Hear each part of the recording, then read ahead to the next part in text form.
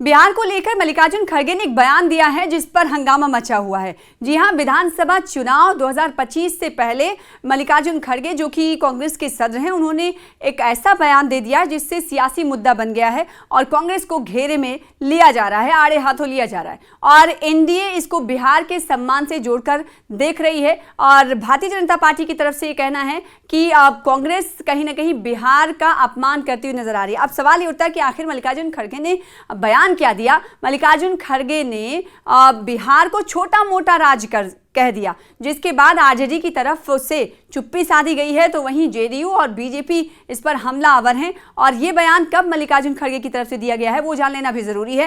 मल्लिकार्जुन खड़गे ने यह बयान केंद्रीय बजट यानी मरकजी बजट जब बिहार को मिली थी तो उसमें सौगात जो दिए गए थे उसके पसे पर्दे यानी संदर्भ में दिया गया, जिसमें उन्होंने कहा कि जो सौगात और जो मदद के हवाले से जो रकम मुख्तस की गई थी, बिहार के लिए बजट मुख्तस किया गया था, वो पर्याप्त था, काफ़ी नहीं था। साथ ही उन्होंने कहा कि बिहार जैसे छोटे मोटे राज्य को बजट में कुछ खास नहीं दिया गया। फिर क्या था, एनडीए, भारतीय जनता पार्टी और जेडीयू ने इस बयान पर चौतरफा घिरते हुए इस वक्त मल्लिकार्जुन खड़गे दिखाई दे रहे हैं।